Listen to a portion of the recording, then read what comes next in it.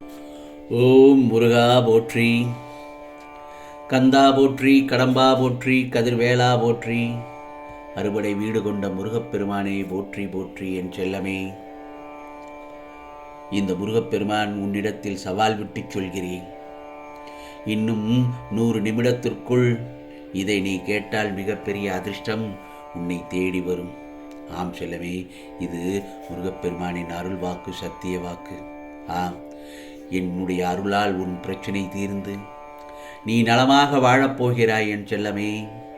உன் கஷ்டங்கள் தீர்ந்து ராஜாதி ராஜனாக வாழப்போகிறாய், ராஜயோகத்தில் வாழப்போகிறாய் என்றுதான் சொல்ல வந்தேன். ஆம் செல்லமே, நிச்சயமாக என்னை நம்பி வந்தவர்களை நான் கைவிட்டதில்லை. நான் ஒன்று சொல்லட்டுமா என் செல்லமே? வாழ்க்கை என்பது யுத்தம் போன்றது. யுத்தத்தில் எவ்வாறு எதிரி இல்லாமல் போரிட முடியாதோ அவ்வாறே வாழ்க்கையிலும் எதிரி தேவை உன்னுடைய வாழ்க்கையை ஜெயிப்பதற்கு. ஆகவே எதை கண்டும் அச்சம் கொள்ளாமல் துணிந்து எதிர்கொள் என் செல்லமே. வாழ்க்கை என்பது போர்க்களம். ஆம், போர்க்களம் மாறலாம், ஆனால் போர்கள் மாறுவதில்லை. நிச்சயமாக வெற்றி உனக்குத்தான் என் செல்லமே, வெற்றி உனக்குத்தான். நீ இவ்வளவு நாள் எதற்கெல்லாம் காத்து கொண்டிருந்தாயோ அது இப்பொழுது நிறைவேறப் போகிறது. ஆம், உன் வாழ்க்கை இன்பமயமாக மாறப்போகிறது என் செல்லமே. எப்பொழுதும் நம்பிக்கையோடும் தைரியமாக நீ சொல்லும். நம்பிக்கையோடு தைரியமும் உனக்குள் இருந்தால் நீ நினைத்ததெல்லாம் ஒவ்வொன்றாக நடக்கும். உனக்குள் ஏற்படும் பயம் இருக்கிறதல்லவா, அது உன் செயலை பாதிக்கின்றது. எதிர்காலத்தை பற்றிய பயம், நிச்சயமாக அது வேண்டவே வேண்டாம். உன் கடந்த காலத்தில் நான் இல்லை, உன் எதிர்காலத்தில் நான் நிச்சயமாக இருப்பேன். ஆகவே இந்த முருகப்பெருமானின் அருள் வாக்கு உனக்கு நிச்சயம் உண்டு. எனவே எதிர்காலம் குறித்து எந்த பயமும் வேண்டாம். நம்பிக்கையோடு நீ முயற்சி செய்து போராடு. நீ நினைத்தது அனைத்தும் உனக்கு நிச்சயமாக கிடைக்கும் என் செல்லமே. இது முருகப்பெருமானின் அருள் வாக்கு. நீ நினைக்கலாம், முருகா, எனக்குள்ள காலங்கள் எல்லாம் கடந்து கொண்டே இருக்கிறதே, இன்னும் எனக்கான நேரம் வரவில்லையே என்று கவலையோடு இருக்கிறாய். சில நேரங்களில் முருகப்பெருமான் எனக்கு எதுவும் நடக்காமல் போய்விடுமோ, ஒருவேளை இழந்து போய் விடுவோமோ என்றெல்லாம் உன் மனதை போட்டு குழம்பிக் கொண்டு என்னிடத்தில் அழுது புலம்புகிறாய் என் செல்லமே.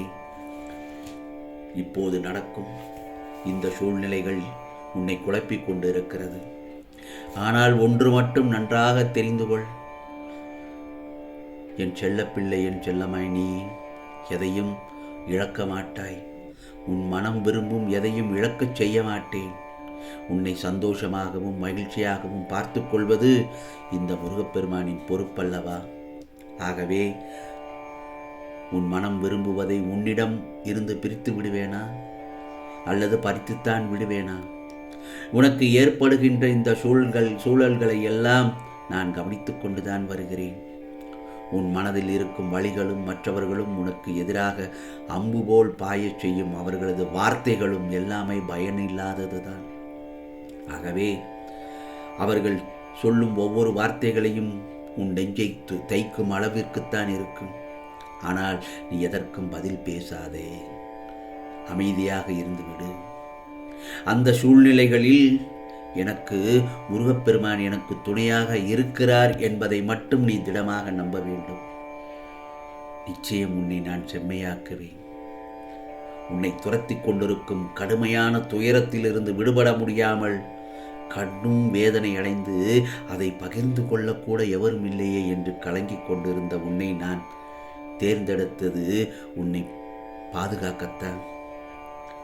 நான் விரும்பாமல் எவரும் என்னை தேடி வர முடியாது.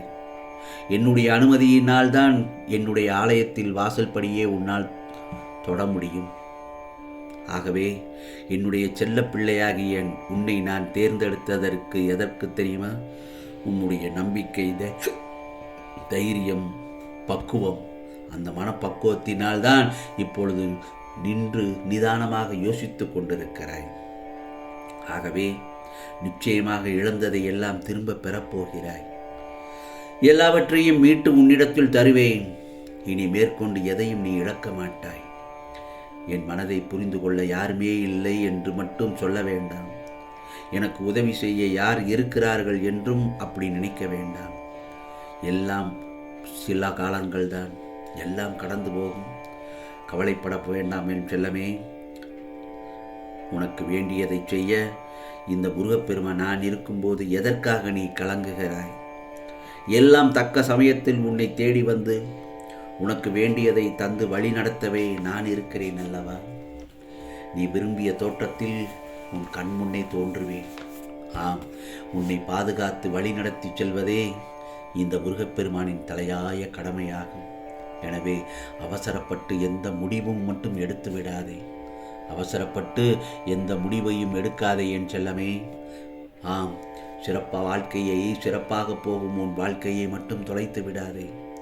ஏனென்றால் பதறிய காரியம் சிதறிப்போகும்.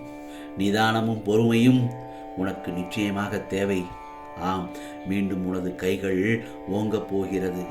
இனி நீ மகிழும்படியான நிகழ்வுகள் மட்டுமே உன் வாழ்க்கையில் நடக்கும், உன் இல்லத்தில் நடக்கும்.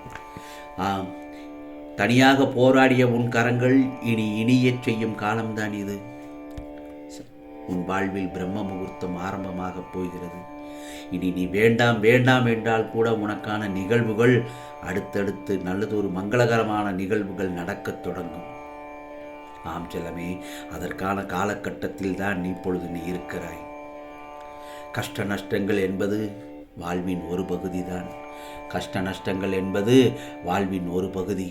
ஆகவே அதுவே வாழ்க்கையாகி விடாது.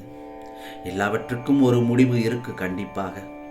இப்போது நீ சந்திக்கும் பிரச்சனைகளுக்கும் சிக்கல்களுக்கும் உன் கஷ்டங்களுக்குமே நல்லதொரு முடிவு உண்டு. அந்த முடிவு உனக்கு சாதகமாக நீ விரும்பியது போல சுபமாக முடியும். சந்தோஷம்தானே? எப்படி நடக்கும், எப்படி எந்த நேரத்தில் நடக்கும், யார் மூலம் நடக்கும் என்பதை பற்றியெல்லாம் நீ ஆராய்ச்சி செய்ய வேண்டாம். எந்த நொடியிலும் அற்புதம் நிகழும். கடைசி நேரத்தில் கூட இந்த முருகப்பெருமானின் அற்புதத்தால் உன் வாழ்க்கை அடியோடு நல்லதொரு விதமாக மாறும் என்பதில் சந்தேகமே வேண்டாம். எனது இந்த வாக்கை கேட்டு நம்பிக்கையோடு தைரியமாக இரு என் செல்லமே. இது முருகப்பெருமானின் அருள் வாக்கு, சத்திய வாக்கு. நிச்சயமாக உனக்கானதெல்லாம் உன் இல்லம் தேடி வர வைப்பேன். ஆம், சவால் விட்டுத்தானே சொன்னேன். இதை கேட்டு முடித்த 100 நிமிடத்தில் உனக்கான நல்ல செய்திகள் உன்னை தேடி வரும் என்று. மிக அதிர்ஷ்டத்தில் வாழப்போகிறாய், ராஜயோகத்தில் வாழப்போகிறாய். நிச்சயமாக உனக்கானதெல்லாம் நல்லது நடக்கும், நல்லது மட்டுமே நடக்கும், அதுவும் நன்மையாகவே இருக்கும். ஓம் சரவண பவ, ஓம் சரவண பவ, ஓம் சரவண பவ.